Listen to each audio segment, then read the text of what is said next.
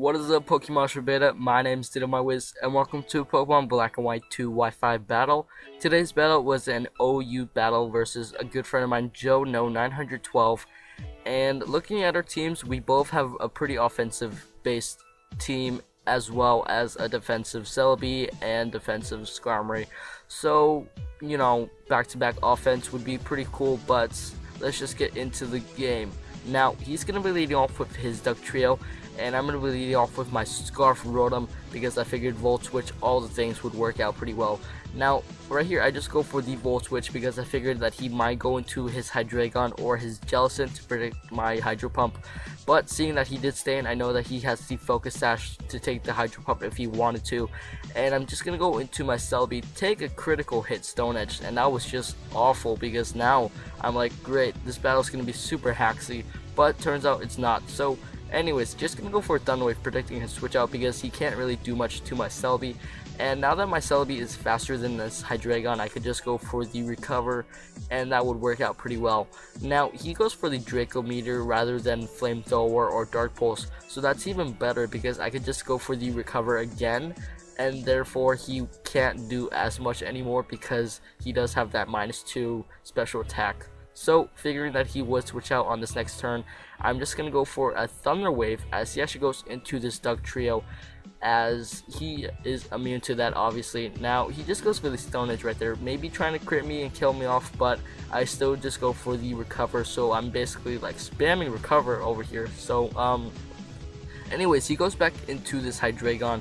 Now, he doesn't have the -2 special attack, so I'm guessing that this time he's going to go for the Dark Pulse. So I'm just gonna switch out into my Toxicroak because I figured I do resist it because I am fighting type, and I could get up a free sub up if he decides to switch out or even stay in. So he goes into the Salamence, does not get the Intimidate, so I know that it is a fully offensive set, and he goes for the Earthquake, breaking my sub but not killing me, so that is great.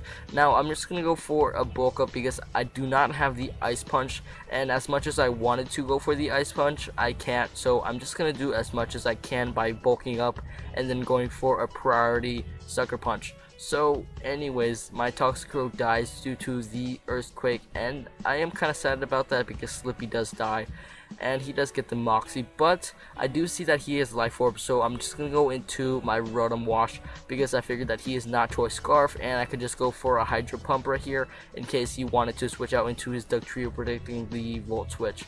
So anyways, that thing is now dead. And in comes this Jellicent because he knows I'm Scarfed, obviously. Now, I'm just going to go into my Celebi again because I figured, hey, this thing can't really do much to me. Now, he goes for the Toxic, which does not really matter because I intended to do a double switch right here anyways, predicting his Hydreigon to come in because it does wall my Celebi pretty darn well now that I think about it.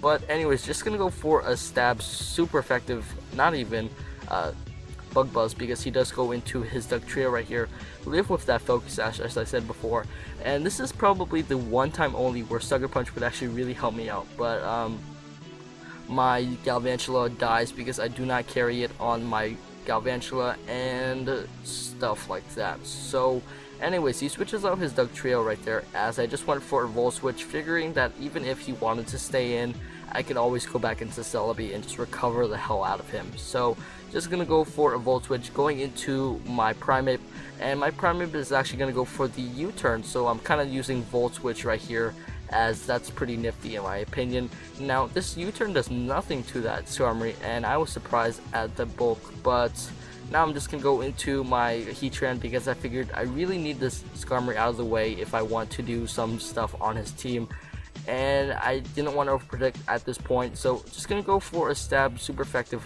Fire Blast as he actually goes into that Duck Trio again, and it's basically just absorbing all these super effective attacks that I'm throwing at it, like that Bug Buzz at Hydreigon and Fire Blast at Skarmory. But anyways, he goes into this Terrakion, and I figured that since he does not take the Life Orb damage, I figured he has Choice Scarf, and I figured I could just go into my Celebi right here and go for the Recover. Now, since he does switch out, that is all great, and I'm aware that he is most likely Scarfed, as now he goes into this Skarmory again. Now, I do have the Hidden Powered Fire, so I'm not really scared of it as well, and he actually makes the double switch right here, and he goes into this Hydreigon. I don't know why I didn't see this coming, but my Celebi is just really pitiful against this Hydreigon. Really need to get it out of the way. So anyways, right here I actually misclick, and instead of switching out, I just recover, and that was really stupid on my part. But anyways, he goes for the flamethrower right here, and I figured there's no point in just keep on going for the recover other than trying to get the paralyzed. But now that I think about it, I do get the paralyzed, so that was pretty lucky for me. Now I'm just gonna switch out right here, and I'm gonna go into my Primate because I figured I could live a flamethrower or dark pulse or whatever the hell he wants to do. But I figured I could go for the U-turn and maybe get the switch advantage or just kill him off in general, which I do.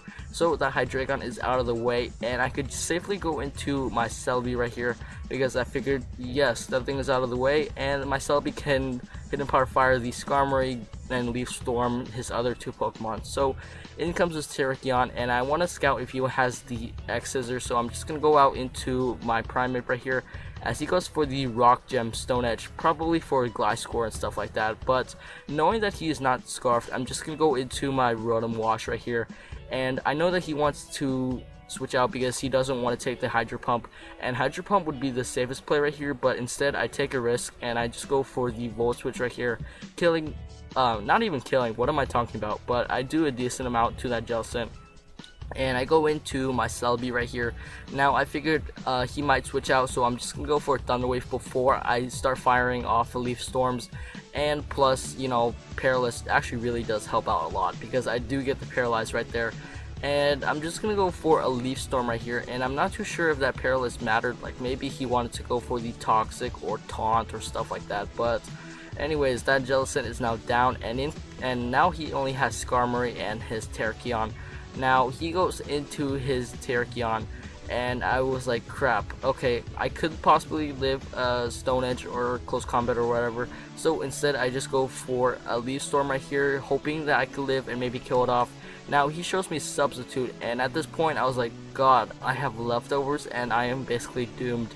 Now I just went for the Thunder Wave right here because I figured that now he would attack, but he does get up that free sub, and that's basically end of the game because I can't break his sub and stuff like that. So I hope you guys enjoyed the battle, and if it was a little too fast, tell me and I'll slow down the next battle.